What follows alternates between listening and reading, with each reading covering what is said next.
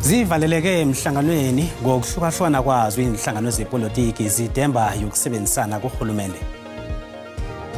Ke na le bana ba babedi ba ile gore ke tshwantse gore ke ba tlhokomele. Ha ke na le sente ile gore nka ba fa yone ya go ya sekolong gore le dijo gore ba je ka gae. Judgment e nkamele kudu Bakhulelwe izinhloko abasebenza eposweni bathi bayilinde kwababa amehlo imalabo yokuphungula emsebenzini.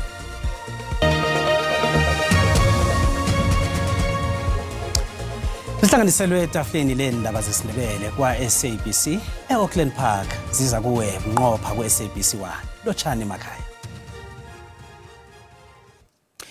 Ibandla labaphathi be-ANC libambe imkhulumiswano yokukhulumisana malungana nokusebenzisana nezinye inhlangano zepolitiki njengoba ne-ANC ibhalelwe kufumana isibalo esaneleko sokwakha uhulumende iyodwa. Ekhulume nayo yekuthomeni ithe izimisele ukukhulumisana nazo zonke inhlangano. Ngokunjalo sizwe bona nezinye inhlangano ekubalwa kizo iDA neEFF nazo zisemhlanganweni. Umbuzo okhona ngokuthi ingabe lezi inhlangano nangabe zingasebenzisana kuzokuba ngokwesikhathi eside na. Estudio namhlanje sinomhleli omkhulu wendaba zepolitiki kwa SABC uMzwandile Mbeje.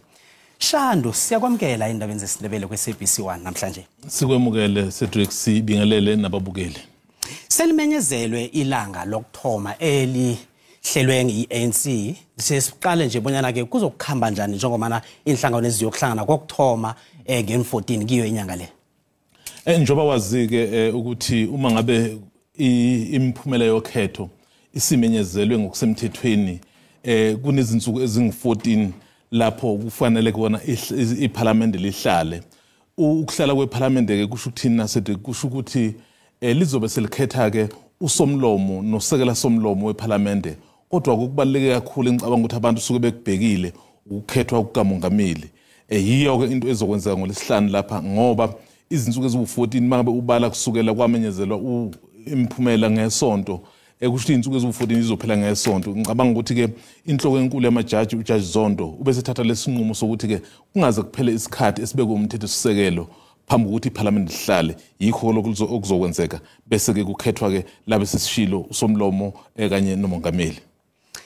Ngoba nakho EFF neMK Party ngasuthi azifuni ukusebenzisana neDA kwagcina ngokuthi zigijimisane emakhotho phambilini kuzokwenzakala njenganje. Uzokhumbula phela ukuthi njengamanje into ezokwenzeka iANC emhlanganweni wayo ithe izophakamisa ukuthi kube nohulumeni obunye kusho ukuthi uhulumeni ozofaka wonke umuntu. Yini na iANC ifuna ukwenza leyo nto?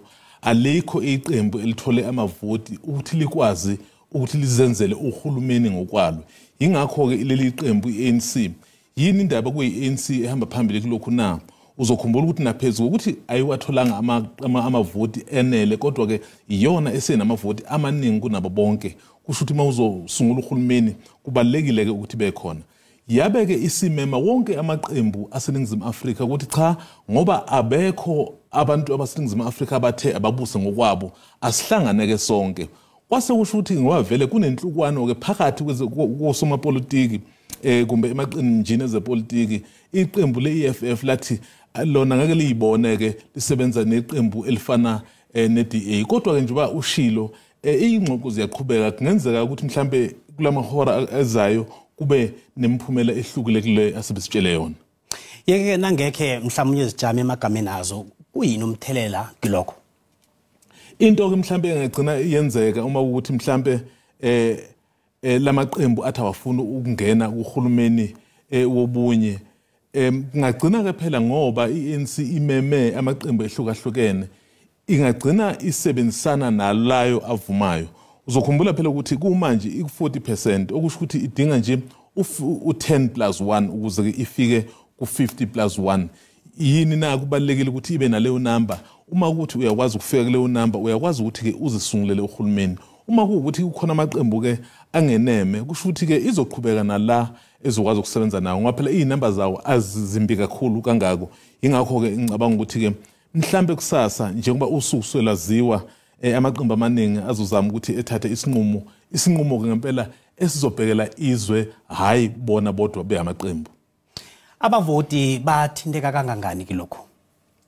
Uzokhumbula phela ukuthi njengamanje njengoba lenkambiso iqhubeka yezingxoxo zamaqembu ayisabhekile kakhulu ke ekutheni amaqembu anezinhloso ezitheni kodwa kubhekwe ekutheni abantu baseNingizimu Afrika yini ezoba ngcono kubona. And futhi ke bona abavoti yibo phela abathathele isinqumo ngani na abavoti baseNingizimu Afrika ibona abathema bevotela amaqembu akwabe bikho nelilodwa iqembu balivotela libelinye ukuthi lizibusele. Okusho ukuthini na okusho ukuthi ke lamaqembu ayaphoqeleka ukuthi ehlale phansi esebenzisane ngoba imiphumela leyo eyenziwe yini abavoti. Abantu abaningi nje banembono ehlukahlukeneko and abanye godu nawo ngathi uyaqalisisa kuhle into le ayibaphathi kuhle mhlawumnye ke kuyini esingenza ukuthi bakhona ukubona ukuthi lokho kwenzakalako nje akuyikho kithi. Phela njoba saqoka ukuthi njengezwe leseNingizimu Afrika sifuna ukuba intando yeningi yiyo ke le intando yeningi eyenzekayo. Intando yeningi kuyenzeka ikhiqize imphumela esingayilindele njengoba imphumela njengamanje okuyiyona ekhona. Njengamanje abantu bayafisa ukwazi ukuthi inqubekela phambili izoba yini kodwa ke abazi ngani na ngoba banikezwe ilungelo lokuthi bethathe isinqumo sabo kwawukuthi akekho umuntu ozoyihambela yedwa. Yikho ke lokho ngenzeka kube khathazeke kodwa ke isinqumo sabo bona abantu baseNingizimu Afrika. Shandu siyakuthokoza ukuba nawe namhlanje endabeni zesindebele. Sibonga kakhulu sibonga nakubabukeli. Kanti ikhasini lethu le-Facebook sibuze ukuthi ngiziphi inhlangano zepolitiki ongathanda bona zingaba yingcenye kahulumende ukuhlanganyelwako nakho umbono wakho uyalandela mbukeli.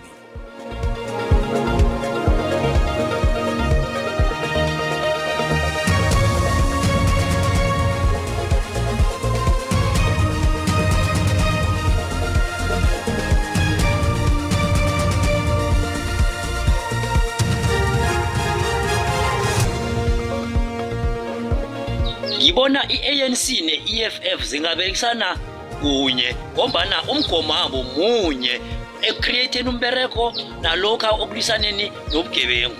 Inhlangano ezingaberekisana iANC ingaberekisana kuhle neDA and then iEFF iberekisane kuhle nomkhonto wesizwe mara ezinye izinhlangano ngibona ukuthi ezingaberekisana. Nakuba ngeke ngayigagula inhlangano engifisa ukuthi kube izona ezihola uhulumeni ngamagama kodwa ke ngiyafisa mina ukuthi kube izinhlangano ezikhuluma ngokuletha imisebenzi abantu bekwazi ukusebenza ukuze bezokwazi ukuzenzela. Noma nginganasiqiniseko kangako mara ngibona ngathi ANC neDA ngizo inhlangano ezingakhona ukuphatha sibambisene. Bafaka iPA ne-Action SA ne-EFF zingaberekisana kuhle ne-ANC makashi. iDA ne-ANC ne-MK cishe bangabambisana ku-government ngombana bona imanifesto yabo cishe khona la ihambisana bese ziyaxhumana kuhle kuhle. Inhlangano lengabambisana ne-ANC niyo iDA ayikho lenye inhlangano lengayibona. Amaqembu angasebenzisana la ukwakheni uhulumeni omuhle iMK ne-IFP bangakubumbana olukahle kulo hulumeni wamanje. Umbona ke umbukeli ye-SABC ayizukuthesa umlando ukuziphendulela ngombono umbukeli. Iparlamente isule amathikithi wemphaphamtshini wamalunga wehlangano omkhonto wesizwe kunye nendawo ebekufanele bayohlala kizo. Okhulumela iParlamente umloto Muthapo uthi isiqundo lesisiza ngemva kokuthi iMK itshele iParlamente ukuthi ayizukuya ekuhlaleni kweParlamente kokthoma ngomhla ka-14 inyanga le. Umkhondo wesizwe ulayele amagqwetha wayo ukuthi afune umlayo siqabo ohabekileko ekhotho yezomthetho sisekelo wokuthi kuthuliswe ukuhlala kweParlamente kokthoma kunye nokuhlala komkhandlu wemfunda ukufikela lapha inlilo zabo zilalelwa khona. Kulindeleke ukuthi iParlamente ihlale kokthoma eCape Town International Convention Center ivekele. Umulapo Muthapo uthi batsho bayitshejile ukuthi batsho iMK ifuna ukutshijila imiphumela yamakhetho kanti batsho iveze ukuthi ayithatha ukuhlala kweParlamente kokthoma njengokusemthethweni begodu itshele amalunga wayo ama-58 ukuthi angakhanga khambela ukuhlala kweParlamente kokthoma. Umulapo uthi iParliamente ithethe isiqundo sokusula amathikiti wemphaphamtshini nendawo zokuhlala zamalunga we-MK ngombana bafuna ukonga. In light of the MK Party's express decision through their legal representatives not to attend the first sittings, Parliament has cancelled all arrangements for accommodation and flights for the party's elected members. This measure is to avoid incurring fruitless and wasteful expenditure. Isazi sezepolitiki umbekezeli Benjamin uthi ukungezi kwe-MK angeze kwavimbela ukuhlala kweParliamente kokuthoma. Section 53 of the Constitution says that the quorum of the National Assembly, for it to pass laws, to pass bills, it must be 50% plus one. So that means you need 201 members. But for any other business, including the election of the Speaker, election of the President, whether you're noting condolences or congratulations, you need a third of the members of the National Assembly, and a third is about 134 members. So the bottom line is whether the members of MK attend on a particular day or they don't attend, the members of the National Assembly who do attend will be enough for the National Assembly to continue with its business. And so that is where it ends. There is no other interpretation beyond that. Ukuthi iParliamente ihlale kokuthoma ngelesihlanu ivekele. Indaba nasenjalo ilunga elingumsunguli wehlangano ye-MK Party uJabulani Khumalo uthi yena uyaphumelela ukukhambela ukuhlala kweParliamente kokuthoma ngelesihlanu. uKhumalo lokuba mholi wehlangano le uthi ibizo lakhe likhona ehelweni lamalunga weParliamente we-MK Party. Estatement nesikhutshwe nguKhumalo uthi elinye nelinye ilunga le-MK Party lizokubhalelwa kufika eParliament lisaba ukukoholwa nofana ukuphathwa kumbi. Angabi isizathu leso senza bona umsebenzi weParliament ungarageli phambili nokufungisa amalunga weParliament amatsha. Abasebenzi abangaphezulu kwamakhulu amathathu beposweni eLimpopo abakabi ukufumana imali yokuphelelwa kwemisebenzi. Abasebenzi laba bayingcenye yabasebenzi abangaphezulu kwenkulungwane ezinhlanu beposo abaphelelwe imisebenzi. Abasebenzi bathi ukungabhadelwa kuyiphazamisile impilo yabo. Sekuphela inyanga emibili abasebenzi beposweni abaphungula kobalenda imali zabo. Abasebenzi abaphelelwa umsebenzi ngosihlabanangana bathi napheze kokusola abalandelela umqatshi bamfundekela ngemali zabo kodwa nanje solo abakazifumani. Bangezelele nangokuphakamisa imiraro abanayo ngokuthi iposo ifake imali yabo kancane kancane ngenyanga bathi abasakhona ukondla abantu babo. Ha ke sana letseno le le gore le gona la mobane ke na le bana ba babedi ba le gore ke tshwantse gore ke ba tlhokomele. Ha ke na le sente le gore nka ba fa yona ya go ya sekolong gore le dijo gore ba je ka gae ebile ke tlhwa ke dutse ka ntlong ha ke sana mo ke yang gona ka ra gona motho ke tla atla nthusang ka dijo. And retrenchment e nkamele kudu mo lo reng re theshwa ja batho ba bona mo strateng gore ba bona gore a sa le selo so le ba gopola gore post office e re fe silence arena le khona starta bophelo a fresh. Iunion yabasebenzi beposo isola iposo ngokungathembeki ngombana abasebenzi aba bafuna imali yabo yonke ibhadelwe ngasikhathi sinye. Our demands still remains that they pay the severance packages in one tranche. Now we can't understand that the BRP is actually telling us that the next tranche will be in September and then the final tranche in November. Abahlanguli beposo bathi abasebenzi bangalindela imali yabo kokuthoma ivekele. The Post Office's business rescue practitioners have completed all the necessary administration requirements regarding the payment of severance packages to retrenched employees. This means that they can make early payments of the first tranche of the retrenchment packages, which will reflect in ex-employees' accounts from week beginning 10th of June. Abasebenzi abaphungulweko bazokumangalela iposo ukuze bafumane imali yabo. Nasibuya entolo. Ngizibona ngimkhulu ngendlela engaziko bona kuze njani mara nakho namhlanje ngiyabona ukuthi into ziyenzeka. Nanje akakholwa uma uNosinki wakaSomakhawula ozithaga kwezokugwala ukuphothela nokuvuma bona wonke umnono lo uphezulu kwakhe.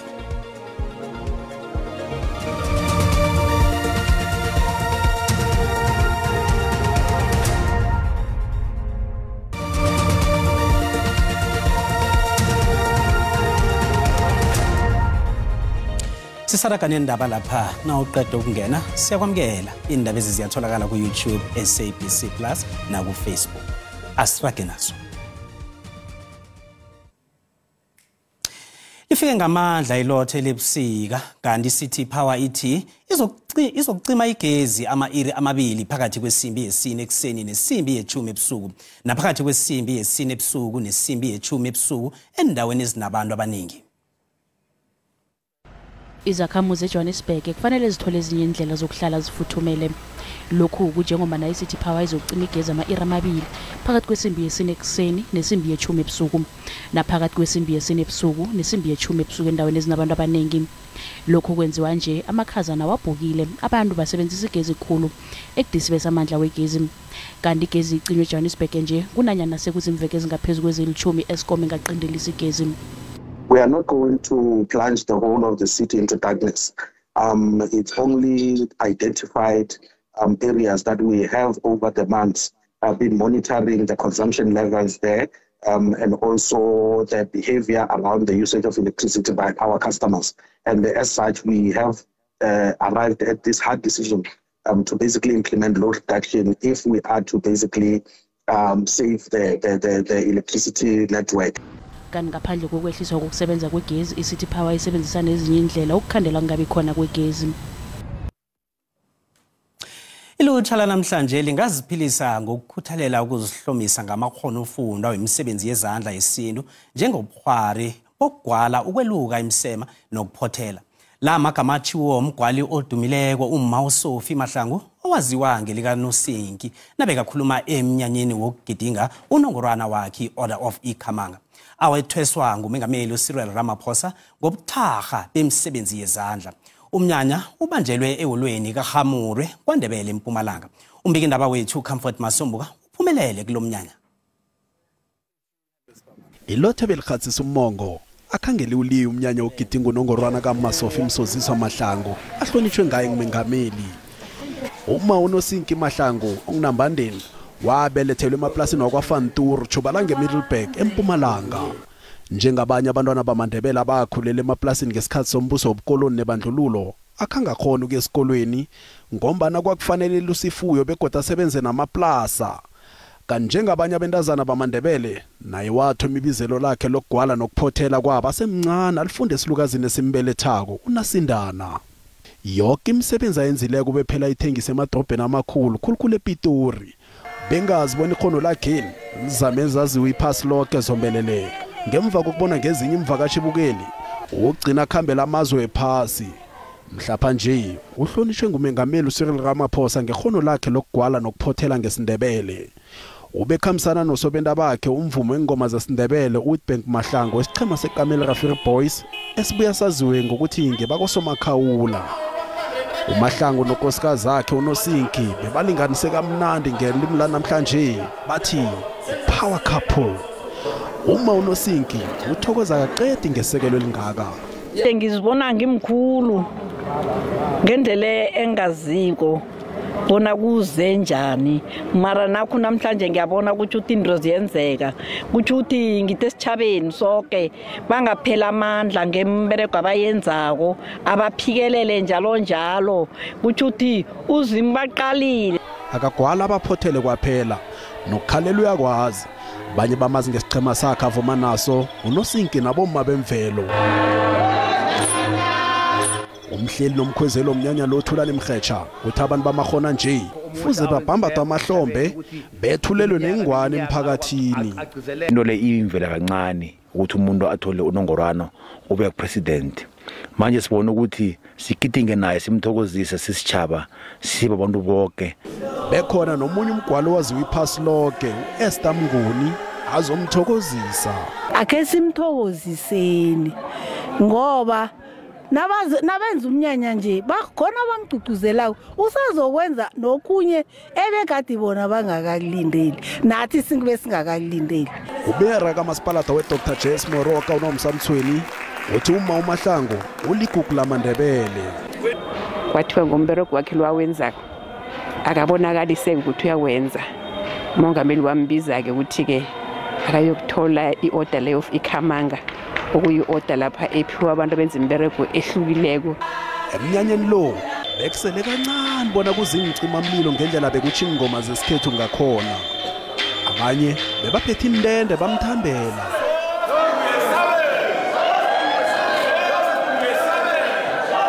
Nelutsha ukuthi ke likhuthalele imisebenzi yezandla wanakho lokho ngararha ukatso eziko cede nephango. Endabeni ze-SABC nginguComfort Masombuka ngibika ngisewolweni yakamurwe kwaNdebele eMpumalanga. Mthokozeni Mahlangu akule phezulu nakunonophezwa. Ezemali iranda liqinile nalinganisana nezinye imali ezinkulu.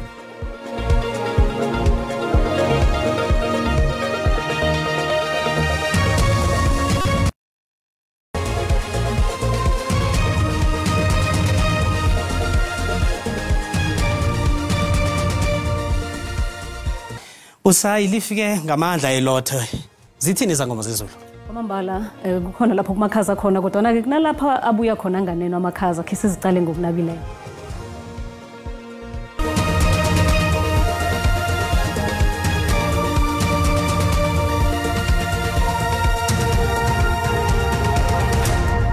Asiloshisa ekhaya ngomvulo entambama sicalele vele ukuthi bunjani ubujamo bezulu livulile inarha yonke yeSouth Africa sibona nje inkomba ezikhombisa ukuthi kunomoya ke umoya omakhaza ushidela lapha eKapa oletha izulu elitholakala lapha ke nge30% na ungenelela lapha endaweni yangaleke ngeCape Town. Kusasa sithole lapha ke isilemukiso somlilo wamahlathi kulezi ndawo eUppington ukuzaza ohlukanisa lapha ke iTlhagwini Kapa kunyeke neTjingalanga Kapa. Sasa ke godu lapha mijijo eduma kumbi khona ke endaweni yangapha ngeNorthern Cape. Sizokusuduka ukwazi ukuthi ubone bona anjani amazinga wokuchisa sithome ngapha ngesifundeni sangeGauteng. Limakhaza ebusuku nekuseni khulukhulu lapha eCarltonville nge-1 ekseni ngokuhamba kwesikhathi ngokuya kulanya ngingapha ngePitori i18 lapha eBrongospruit nge17 iLimpopo sibona ke yona ke nayithoma imakhaza ivuke imakhaza endaweni ezinengi ngokuhamba kwesikhathi Phalaburwa neThohoya Ndozi yafuthumela nge24 ukuthi ngezinye indawo ke kuphole eMpumalanga sibona nakhona ke kumakhaza khulu lapha eCarolina nge-1 ebusuku nekuseni ngokuhamba kwesikhathi i19 imbombela nge21 isikhukhuza ke yona iyachisa nge25 endaweni ezinye boMiddelburg nge19 ngemva kwamadina iKwaZulu Natal iRichards Bay ifuthumele iPietermaritzburg ipholile iKokstad imakhaza nokho ekseni bese ngokuhamba kwesikhathi liyaphola nge20 siyalapha ke esifundeni sangeMpumalanga Kapa siyabona ke ukuthi lala livuke limakhaza nakhona endaweni ezinengi lapha eEast London kufuthumele ngemva kwamadina eMthatha kupholile nge22 imalitswayi ke yona ke imakhaza imini yonke ngeTjingalanga Kapa siyabona ke ukuthi lithoma ngokuphola lapha eCape Town ngokuhamba kwesikhathi lisapholile nge21 eGeorge khona ke liyachisa lifuthumele lapha nge26 siyangaleke ngeTlhagwini Kapa siyabona ke ukuthi indawo ezinengi nakhona kuzakulala kuvuke kumakhaza eUppington ifuthumele ngokuhamba kwesikhathi Kuruman isesemakhaza pheze ilanga lonke nge17 ngemva kwamadina iFreystata le yake nayo ibonakala emakhaza pheze imini yonke abantu bambathe bafuthumela kulesa sifunda iNorthwest yabonakala nayo ukuthi izakulala ivuke emakhaza ngokuhamba kwesikhathi kuphole lapha ePotchefstroom nge20 abantu bambathe kusebusika sibalekele imgomani asibonane kodwa ngesikhathi esilandelayo Dido